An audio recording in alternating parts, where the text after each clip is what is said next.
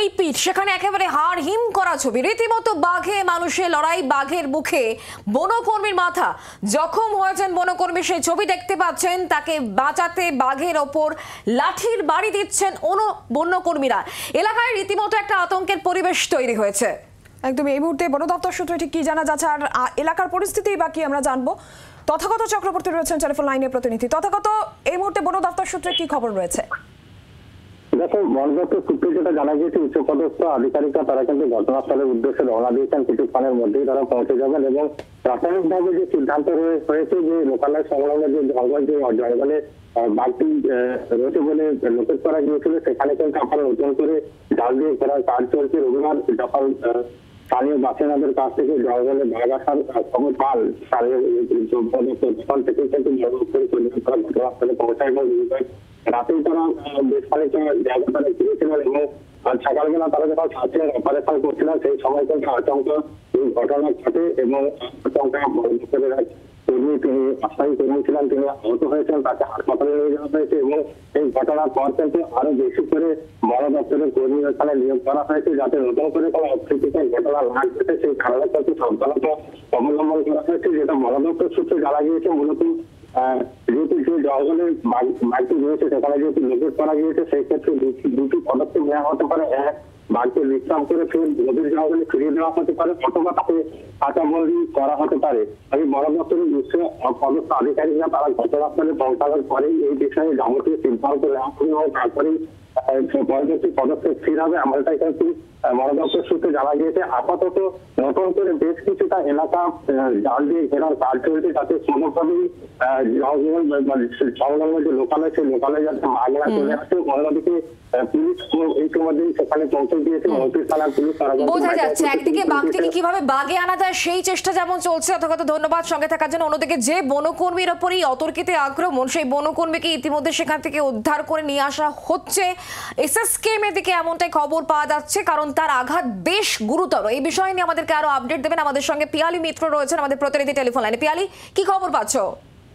একেবারে দেখো, যেভাবে গুরুতরভাবে আহত হয়েছেন ওই বনকর্মী, তাকে এই মুহূর্তে স্থানীয় হাসপাতালে রাখা হয়েছে।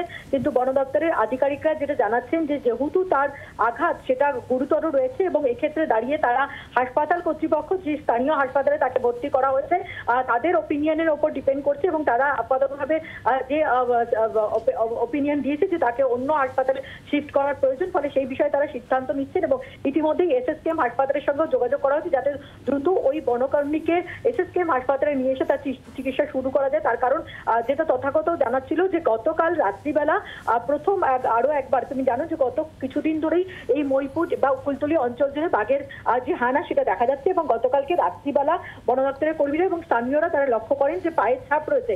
এরপরে আজকে সকালবেলা বাঘটিকে দেখা গেছে। এইটা খবর পাওয়ার পর বন দপ্তরের কর্মীরা বাঘটিকে তাড়িয়ে যাতে বনের দিকে ফেরানো যায় সেই চেষ্টা করছিলেন এবং তখন যখন এই প্রক্রিয়া চলছিল, স্থানীয়রা ছিল, বন দপ্তরের কর্মীরা ছিল, তারা লাঠিসোঁটা নিয়ে যখন ক্ষেতের ভেতরে নেমেছিলেন তখনই কিন্তু অতর্কিতে এই হামলা চালায় এই বাঘ এবং তাতেই কিন্তু একেবারে তার ঘাড়, যে সেই ঘাড়ের উপরে কিন্তু হামলা করে এবং তাতে তার গুরুতর আঘাত লেগেছে। ফলে এই মুহূর্তে যেটুকুনি আমরা জানতে পারছি যে স্থানীয় হাসপাতালে তাকে ভর্তি করা হয়েছে, সেখান থেকে তাকে এসএসকেএম হাসপাতালে স্থানান্তরিত করা হতে পারে। নজরযোগ্য পিয়ালি, ধন্যবাদ। আর স্থানীয় বাসিন্দারা, তাদের মধ্যে খুব স্বাভাবিকভাবেই একটা আতঙ্ক ছড়িয়ে পড়েছে। বন দপ্তরের তরফ থেকে তাদেরকে সচেতনও করা হচ্ছে। স্থানীয় বাসিন্দাদের প্রতিক্রিয়া আমরা পেয়েছি, শুনুন তারা কি বলছে। কি হয়েছিল? বসেছিল, এখন তার ইনজোর করেছে, কামড়েছে। হ্যাঁ। কি করছিল বন দপ্তরের লোক? হ্যাঁ, লাঠি দিয়ে পিটতে যাচ্ছিল, তাড়াতে যাচ্ছিল। হ্যাঁ, সেই সময় ওকে ছুটি গিয়ে কামড়েছে।